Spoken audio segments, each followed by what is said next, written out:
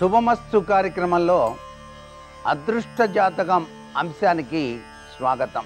మనిషి జీవితం చాలా అదృష్టకరమైన ప్రభావంతో ఉంది అని చెప్పడానికి అతని యొక్క అవయవ సౌష్ఠవాల యొక్క ప్రభావం రీత్యా తెలుసుకోవచ్చు. ఈ శాస్త్రంలో దాగిన అద్భుతవంతమైనటువంటి విశేషాంశాల్లో శారీరక అవయవాల రీత్యా అదృష్టాన్ని ఏ విధంగా మనం తెలుసుకోవచ్చు అనే అంశంపై అదృష్ట జాతకులు ఎవరు అనేటువంటి విషయాన్ని గురించి తెలుసుకుంటున్నాం. నుదురు అనేటువంటిది చాలా గొప్పది. విశాలవంతమైనటువంటి నుదురు ఉన్నవాళ్ళు చాలా గొప్ప అదృష్ట జాతకులుగా మనకు శాస్త్రం తెలియజేస్తోంది. విశాలమైనటువంటి నుదురు ఉన్నటువంటి వాళ్ళకి ధనయోగం తప్పనిసరిగా ఉంటుంది. లక్ష్మీదేవి యొక్క దివ్యవంతమైన అనుగ్రహ కరుణాకటాక్ష వీక్షణాలు ఎల్లవేళలా ఉంటాయి సుమా అంటోంది శాస్త్రం. నుదురు పైభాగం ఎత్తుగా ఉంటే జన్మతః కూడాను వాళ్ళు ధనవంతులుగానే పుడతారు. క్రింది భాగం ఎత్తుగా ఉంటే 25వ సంవత్సరం నుంచి 40 సంవత్సరాల లోపు వృత్తి ఉద్యోగపరంగా కానివ్వండి, లేక తమ సొంత తెలివితేటలతో కానివ్వండి బాగా సంపాదిస్తారు సుమా అని చెప్పేసి మనకు శాస్త్రం తెలియజేస్తోంది. నుదురు కొంతమందికి అర్ధచంద్ర ఆకృతిలో కూడా ఉంటుంది. వీళ్ళకి విపరీతమైన తెలివితేటలు ఉంటాయి. వీళ్ళు చెప్పే మాటలు అందరూ వినాల్సిందే. జ్ఞానం కూడా ఉంటుంది. అంటే దైవ చింతన పట్ల ఆసక్తి కలిగి ఉంటారు అన్నమాట. నుదురు గుండ్రంగా గనక ఉన్నట్లయితే సంగీత సాహిత్య లలిత కళల్లో ప్రావీణ్యత కలిగి ఉంటారు. నుదురు గనక గుండ్రంగా గనక ఉన్నట్లయితే సంగీత సాహిత్య కళల్లో చాలా గొప్ప వ్యక్తులుగా కీర్తించబడతారు సుమా అంటోంది శాస్త్రం. అలాగే కొంతమందికి నుదుటి మీద గీతలు కూడా కనిపిస్తూ ఉంటాయి. విధి వ్రాసిన వ్రాత అంటారు దాన్ని. నుదుటి మీద గీతలు.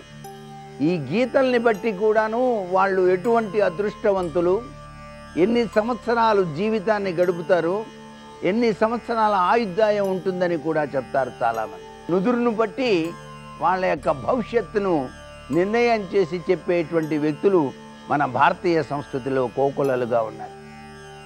అందుకే వ్యక్తుల యొక్క ముఖ కవళికలను బట్టి వారి యొక్క జీవన విధి విధానాన్ని అదృష్టాల్ని కూడాను తెలియజేసేటువంటి సాంప్రదాయ లక్షణం మనది.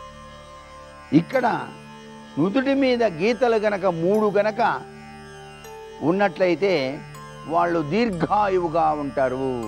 అంటే శతమానం భవతి, చక్కగా జీవితాన్ని గడుపుతారు.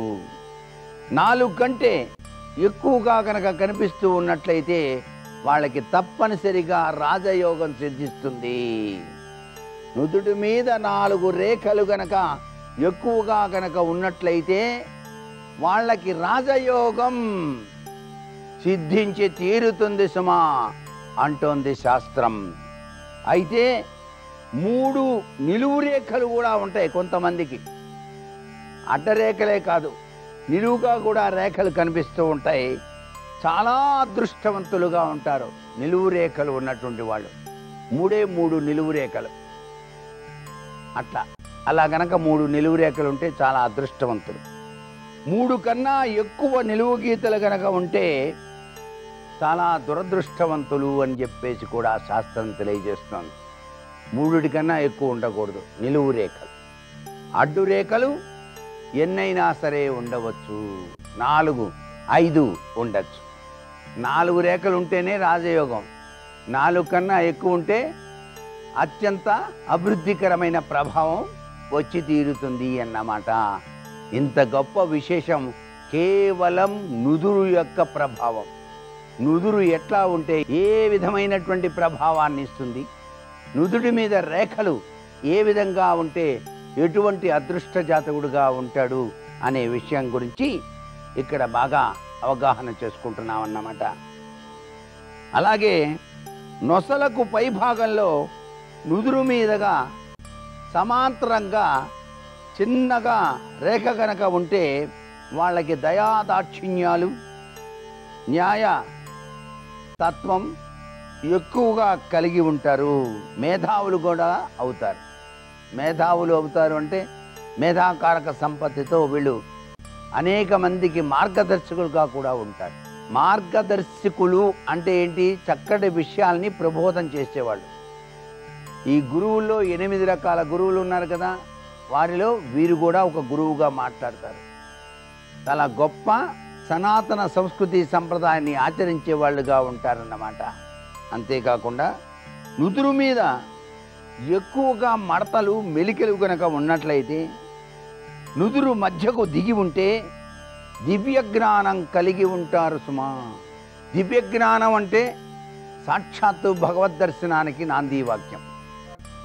మరికొన్ని ముఖ్య విషయాలు రేపటి అదృష్ట జాతక అంశంలో తెలుసుకుందామా? మరి సర్వే జనా సుఖినో భవంతు.